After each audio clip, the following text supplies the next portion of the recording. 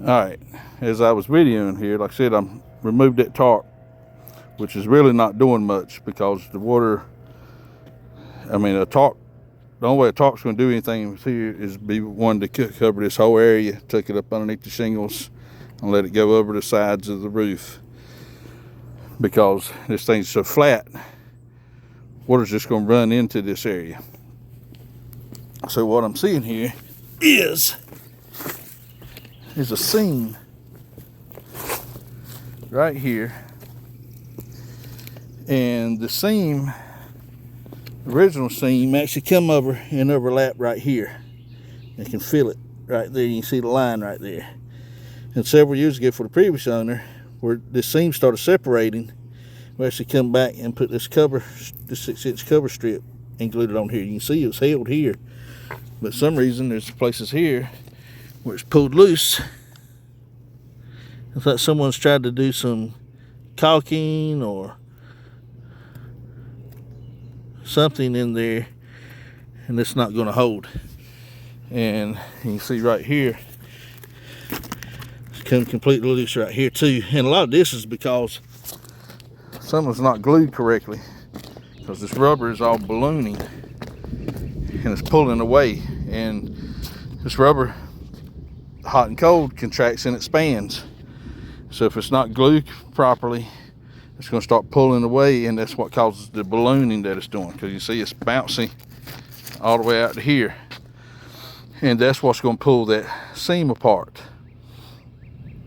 So personally, I would have never put a seam. If I had installed this roof in the beginning, I would never put a seam on here, because with rubber roofs, that's the first place to break down. So with a rubber roof like this, the black membrane, I can get it in a big enough piece that we can do one large piece of rubber here, so there's no seams in it. The downside is the rubber material is black. As you see, it absorbs heat, makes it hotter inside.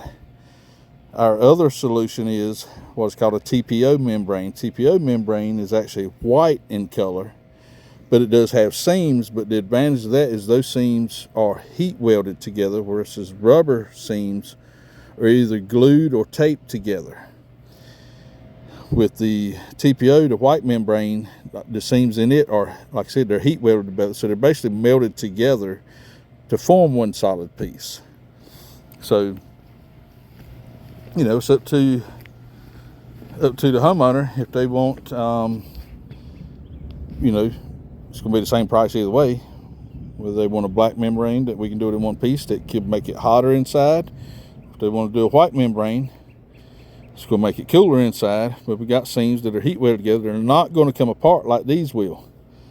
And you see here, this, for some reason this kind of curved up and was causing some ponding in places. All these light colored places are where water is ponding up here.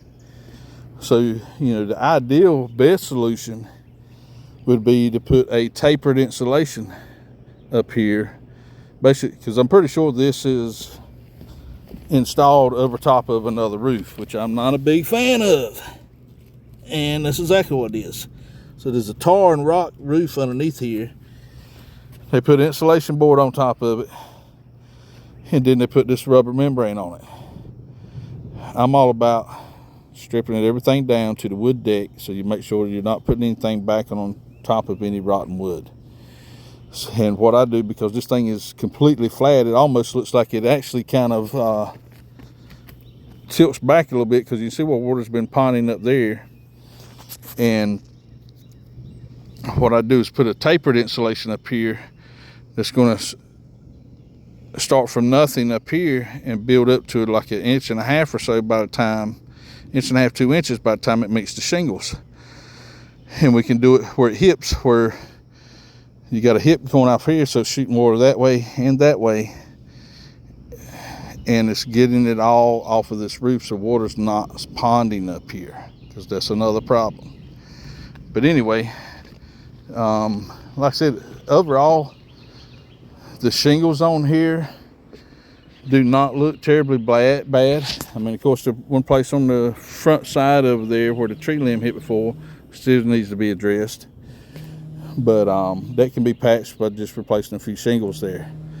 But this right here, you know, we can come in here and we can clean this seam and clean where those punches are and put some more tape like this on it.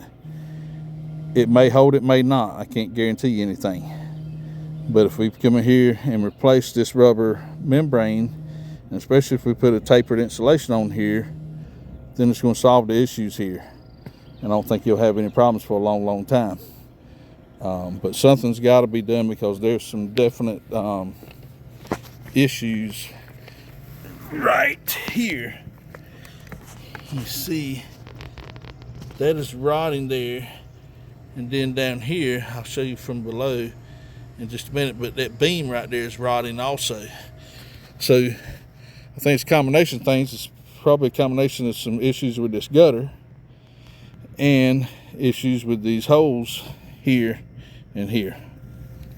So anyway, that's that.